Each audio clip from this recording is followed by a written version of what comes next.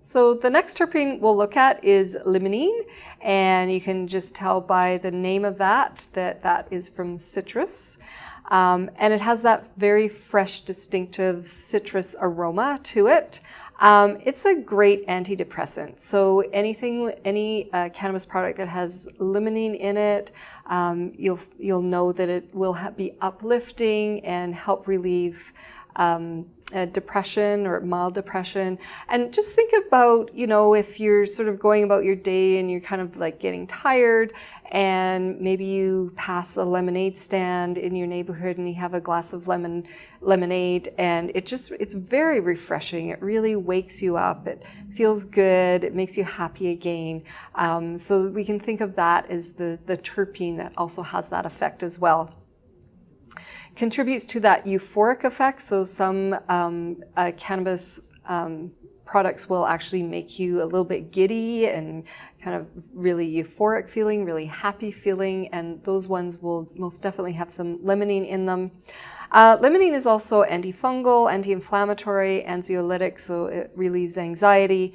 Will reduce acid reflux, so again, that can help with appetite stimulant if we can kind of get that under control, and immunostimulant as well, so it will help to kind of trigger the immune system to kick in. And we find this one in the peel of all citrus fruit.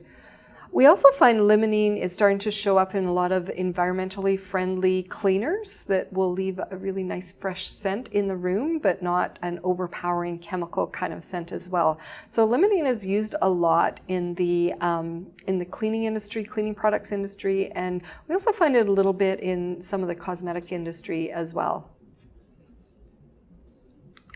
Our next one is linalool, and linalool is one of the major terpenes that we find in the lavender plant. And if we think of that, what lavender does is very calming, it's very relaxing. We use lavender a lot for babies and children to help them sleep because it's very mild, it's not harmful at all, and it really works really well with children to help calm them down if we're using like a lavender essential oil. When we're looking at linalool as a terpene, it's very analgesic, so it's a great pain reliever. It's an antidepressant. This one, there's a lot of research in this that it contributes to reducing seizures and convulsions as well. So some of the research that's going into using cannabis for seizure disorders, they may also be looking at the linalool terpene as well. It's very calming and sedative, as we talked about. We also find linalool in lavender, of course, in birch, in mint, in cinnamon, and in rosewood. And again, all of those have quite distinctive smells in them as well. The next terpene we'll look at is myrcene. Some people pronounce it myrcene, some pronounce it myrcene. I tend to go back and forth on those, so if I switch it up in this presentation, just because I haven't decided. And it's about 50-50, 50% of the people pronounce it myrcene, 50% pronounce it myrcene. It has quite an earthy, again, musky, kind of herbal scent. This might be that kind of skunky smell that comes through with a lot of cannabis products. There's a bit of spice in there, but if you've ever smelt a mango, that's kind of the smell that we're looking at. This is the most abundant terpene that we're going to find in cultivars. So pretty much every product that's out there is going to have at least a little bit of myrcene in there. It is analgesic. It's a great pain reliever. It's very antibacterial as well, helps mitigate the effects of diabetes. So that just means that it helps to manage blood sugar levels, which is quite interesting. It's anti-inflammatory. So as the analgesic and anti-inflammatory properties, it really is great for pain relief. And it's also a muscle relaxant as well. So I know some people who have, they have muscle issues that it takes them a long time to kind of get moving in the morning from an accident, and this person is always looking for a high myrcene to have first thing in the morning just to get them up and moving. So some people really rely on this one. It's a great sleep aid. This is one of the ones that I really look for when I'm looking for a product to help me with sleep, is high myrcene content. And I know if it's predominantly myrcene and there's no limonene in there, or at least only a tiny little bit of limonene, that's going to put me off to sleep. This is also the one that probably contributes to that couch lock that we find with the indica dominant strains as well that we were talking about. And so you combine an indica with a lot of myrcene or myrcene, and you find that you might have a really great sleep aid for that. It's anti-proliferant, anti-mutagenic, so this just means it helps to inhibit cancer cells from growing. Again, we need a lot more research into that for sure. Antispasmodic as well. Increases the absorption of cannabinoids. So you may have heard some of the urban legends that if you want your pot to last longer, you want the high, you want to sustain your high a little bit longer, then you eat a mango at the same time that you're taking your cannabis product, and then apparently it will just help to sustain that a little bit longer. Whether that's true or not, I'm not sure. Some people say that it works really well. Other people say that it's just an urban myth. So go ahead and try that and report back. Tell us what you find. We find that in mangoes, as we talked about. We also find that in hops and in basil. So you're starting to see some similarities, like we've seen hops before in humulin and in some of the other terpenes, and basil we've seen has popped up a few times as well. So you see that these chemical agents are in quite a few different plants, and in combination with other terpenes, then that's how we get those very distinctive smells. So nature's pretty amazing with these. Our next product is ocimene, and this is kind of has that sweet kind of woodsy aroma. There's little hints of mint in there. It's quite a pleasant smell. I find it to be quite a pleasant smell. It's very antibacterial, antiviral. It's an expectorant. Now, expectorant is something that makes you cough. If you have a lot of mucus in your lungs, you want to cough that up and get rid of that. So if someone has like a chest cold, things that where the chest is quite constricted or the lungs are quite constricted, we can use this terpene to help with, to bring on a cough and to help get that out of the lungs. It's also very uplifting and a little bit of a stimulant as well. We also find this in allspice, in basil, mango, mint, parsley, pepper, and tarragon. And again, all of those plants have very distinctive smells as well. One of my favorite smells in the world is pinene, and you may see it just listed as pinene. It might be listed as alpha pinene or beta pinene. So alpha and beta pinene are actually slightly different, and they will have very slightly different physiological effects in the body, but we can just learn them all lumped together because the differences are really quite subtle. This is that distinctive conifer smell when you walk in a forest, when you bring that holiday tree into the house. It's very distinctive smell. It's the major ingredient of turpentine, and turpentine has all kinds of uses, including as a paint stripper and to clean your paintbrushes, those kinds of things. It's analgesic, antibacterial, anti-inflammatory, also antioxidant as well. So really good for colds and flus. What I always like to do is I'll usually once a year I'll take a branch of a pine tree or maybe Christmas tree once it's used, and we can dry those pine needles, powder them up, and then you can put them on, I don't know if you've ever seen those little charcoals that you can burn in an incense burner, and then you just sprinkle your powdered pine on there and you get a beautiful scent of pine through the house. Really good, again, if you have sick people in the house, it really helps to purify the air, clean things up. Another thing with pinene is it's really great at helping people with focus and concentration. So if you're choosing a product to help you circumvent ADD or ADHD, or just help you focus on a really important project that you have to get done, choosing something that has a lot of pinene in it could be quite helpful for you. It's also a bronchial dilator, so that means it opens up the lungs so that you can breathe a little easier, right? We talked about congestion in the lungs with the last terpene, and this one is also really good for the lungs as well. Really opens them up. This one has a couple of little negative things in there. It may cause some anxiety for some people, and for some people who tend to be prone to that kind of paranoia side of cannabis, one of those side effects that's kind of annoying for some people. Products high in pinene may counteract that. So we will look for those. One of my favorite pinene stories was I was on the Rogers Pass heading from Calgary to the Okanagan a few springs ago, and it had been quite a heavy avalanche season on the Rogers Pass, and it was kind of late spring, so a lot of that snow was finally starting to melt, and the big equipment could come in and start to move all that snow and avalanche material that had just been pushed to the side of the highway.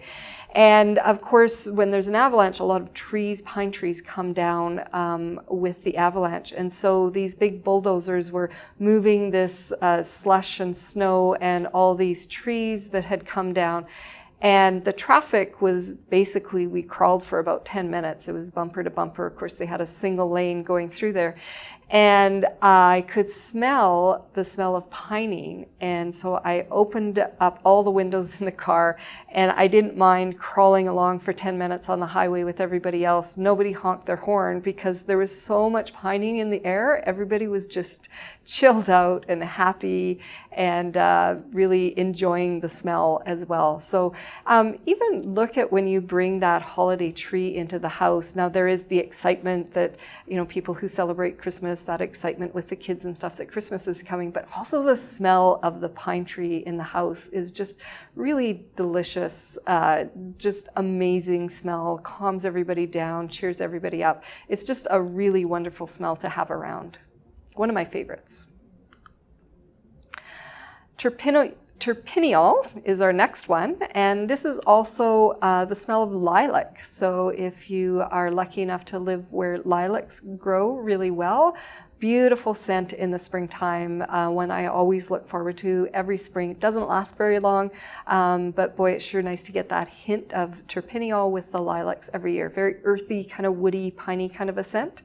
Again, antibiotic, antioxidants are really great for the immune system. It is a mild sedative. It won't really put you to sleep, but it'll kind of calm things down, relax you a little bit. Anti-inflammatory, analgesic, again, those are our pain-killing properties that we have with that one as well.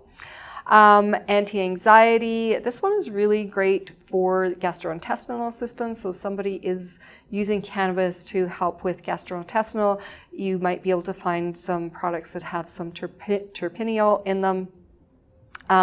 This one also in the anti-seizure category or management of seizure disorders. This is one that they're really looking into, doing a lot of research in to see if that will help just manage seizures a little bit better. So we find these in lilacs, pine trees, the linden flower. If you're lucky enough to live near a linden tree, that is an amazing smell. Eucalyptus, lapsang, sauchong tea, again, a very distinctive smell of that as well. This one is terpenoline. This is quite a fresh kind of a smell. If you think of the smell of an apple, nice, fresh, kind of crisp, a little bit of a floral scent to it, a little bit citrusy, slightly citrusy. Antibacterial, anxiolytic, antifungal, and again, mild sedative, not going to knock you out, put you to sleep, but it will help to sort of calm down, maybe make you a little bit sleepy. And again, antioxidants are really good for the immune system. We find this one in apples, in cumin, in lilac, nutmeg, parsley, and tea tree as well. So that is kind of the most common terpenes that we find. There's hundreds of terpenes that have been identified in cannabis. Some may become more prominent as time goes on and we get more research, but these are the ones that you're going to see in the marketplace currently. So let's talk about the boiling points. This is a little bit of an interesting concept. It comes into play if we are using a vaporizer. Now, I'm not talking about a vaporizer that has like the liquid cartridges. I'm talking about a dry herb vaporizer. How dry herb vaporizers work is they basically have an oven in them, and you would do a grind on your cannabis product so it's kind of crumbled. And you would put it in the bowl of your vaporizer, and it's kind of like an oven. That bowl's like an oven, and it will heat up.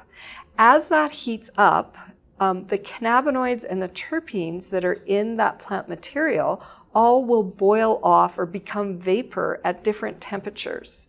And so if we want to get a particular terpene out of that plant material, we have to heat it up at least to the boiling point of that terpene, of that particular terpene. So we do have boiling point charts that we can refer to. And it's an interesting thing because when at lower temperatures, we can kind of control what terpenes are coming off. But as you get to higher temperatures, a whole bunch of terpenes and cannabinoids are starting to boil off or starting to become vapor. And so they all kind of get mixed together, and you don't get those distinctive smells anymore. When I was first playing around with this, I had my first dry herb vaporizer that I had. It took quite a while to heat up. It took probably a minute and a half, 2 minutes to come to full temperature. And so there was a lot of time in between that I could sort of take a draw off that and see what tastes and smells I could get as it was heating up. And some of them were really, really nice, pleasant smells, and some were just like breathing in the smell of burning dirty sock or something. But then at some point, they all just kind of mix together, and you might have a more complex sort of smell coming out of there. And of course, smell and taste, as we talked about earlier, kind of really go together. So if we look at the boiling point chart, you can see like humulin boils off at a fairly low temperature, about 107 degrees Celsius. And then as we move up on that chart, the terpineol, it has to be over 221 degrees Celsius. I never set my vaporizer above about 200, so I know that I'm missing some of those terpenes because they're just going to stay in the plant material. But I'm okay with that because once we're up around that 200 to 230 degree mark, then we're going to start to have burning material in there, which is something that we don't want with the vaporizer. We're going to talk a lot more about how to use a dry herb vaporizer in another lesson. So that's terpenes. It's a great way to sort of fine-tune your products that you're choosing, and knowing some of these, kind of have them memorized is always a good idea. It just, so you're not always having to look them up. But I have seen some really beautiful charts out there that you can use as a quick reference.